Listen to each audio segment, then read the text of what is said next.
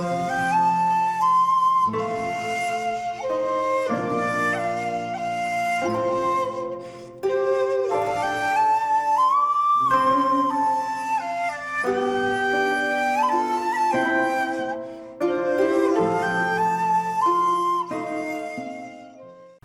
there, this is Saoirse Ronan from Saoirse Ronan Films, and welcome to another random review.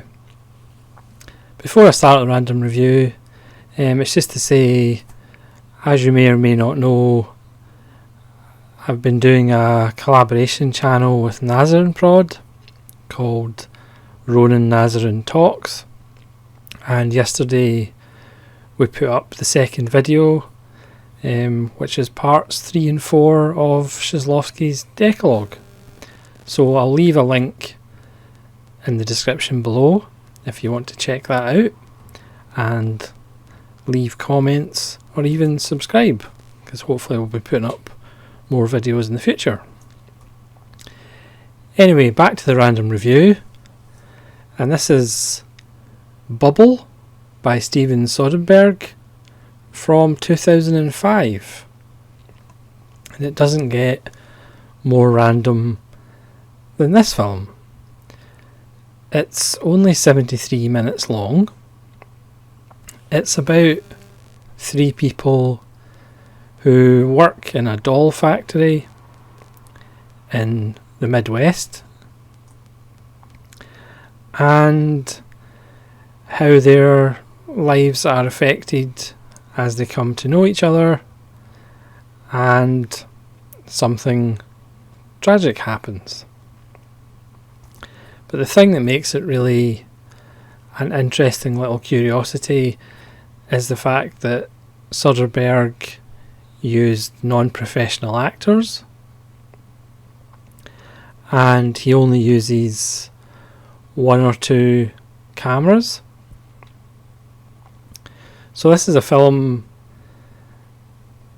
that is naturalistic. It's almost strangely Brissonian. He didn't use a script per se.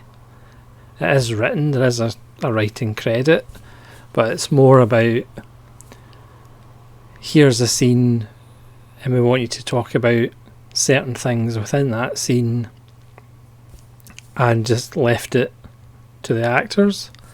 The 3 leads are played by Debbie Doberreiner, who plays Martha, who's a middle-aged woman who lives with her elderly father because she can't afford to put him in care.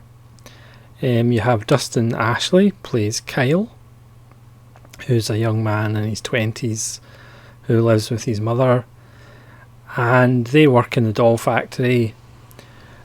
And then Misty Wilkins plays Rose, and she's a younger woman who comes to work with them, and it's her kind of insertion into Kyle and Martha's friendship and the changing dynamic that happens between the 3 of them as Kyle and Rose go out on a date. Something quite strange happens during the film. It's so mundane as we see them working in the doll factory. We see them having lunch. They have fairly banal conversations, but there's an honesty to it. Soderbergh generally shot on the first or second take, because if he went to the 3rd or 4th or 5th take, they would actually start to act, and he didn't really want that.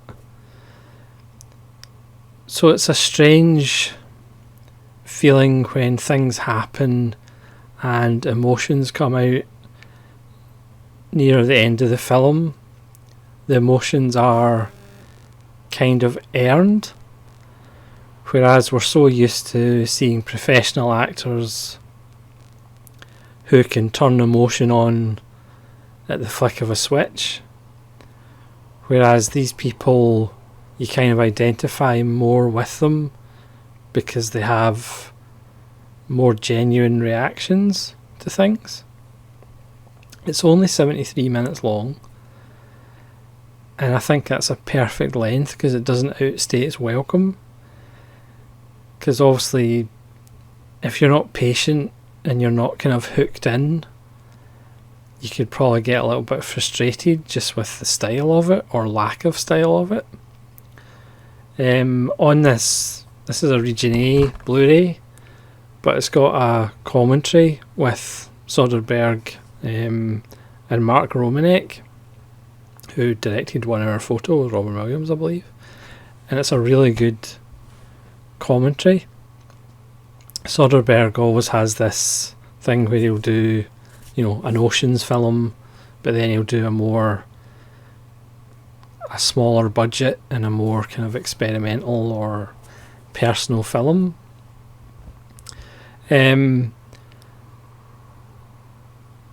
So we have this relationship where Rose starts to ask Martha for more and more favours. She asks her to babysit her 2-year-old daughter while she goes on a date with Kyle, which Martha doesn't know about. So Martha kind of feels awkward when she finds out she's actually going on a date with Kyle. And then they come back, and Rose, her ex-boyfriend, turns up and threatens her and wants to know where she kept the money, or whether she stole money from his apartment. And he leaves.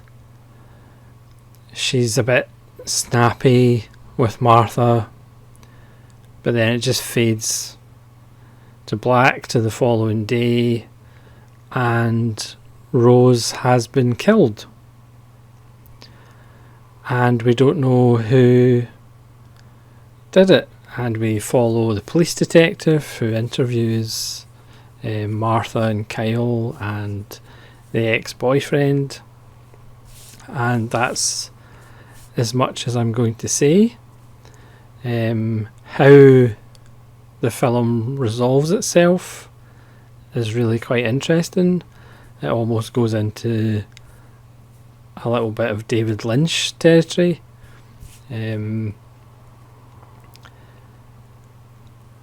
I would say it's 3 really interesting performances, but again, they're not really performances. And again, there's a real honesty to the film. I mean, it's never going to be a popular film, strangely enough, just because of the style and lack of identifiable tropes or identifiable emotions that we recognise from actors. So people might find it a little bit difficult to get into. But I just found it to be really enjoyable and really interesting. It's a study about working poor in America. It's also about kind of loneliness when you're in these small towns where there's nothing to do. Both Martha and Kyle and Rose all work 2 jobs to try and make ends meet. And you have these wonderful shots of the doll making process and the moulding. Martha sews doll clothes at night. So like these people are constantly working in low paid jobs, multiple low paid jobs, trying to make ends meet. There's a nice scene that gives us a clue about Rosie's character, where she takes Martha to a house that she's supposed to be cleaning, and she's in the bath having a bath, which kind of shocks Martha, as far as this is a house she's supposed to be cleaning. And we see little bits of Rosie's behaviour as she kind of inserts herself into this relationship or friendship between Martha and Kyle, and then starts getting Martha to do more and more for her. And then obviously she's murdered, and we don't know initially who did it. So it actually works as a really interesting mystery. The people react to the news of Rosie's death again in a realistic manner. There's no, chewing scenery or anything like that, because they probably don't know how to chew scenery. Whereas if it was a dramatic film, we would have soaring music and we would have, histrionic acting, which you just don't have. So at the same time, it appears to be foreign and strange, but it's also realistic and normal behaviour, because when people get bad news, they usually are stunned. They usually don't have emotion initially because they're in shock. So it kind of works, even though it's a little bit odd. And that's how I would kind of sum up the film. It works, but it's a little bit odd. If you're a fan of Soderbergh, you've probably seen it already. But if you're only used to his more mainstream films, then you should really check Bubble out. Again, it's only 73 minutes, but it kind of needs to be only 73 minutes. So thanks very much for watching this very random review. Let me know in the comments below if you've seen Bubble and what you thought of it, and how much nonsense I'm talking, and hopefully we'll see you again for another random review.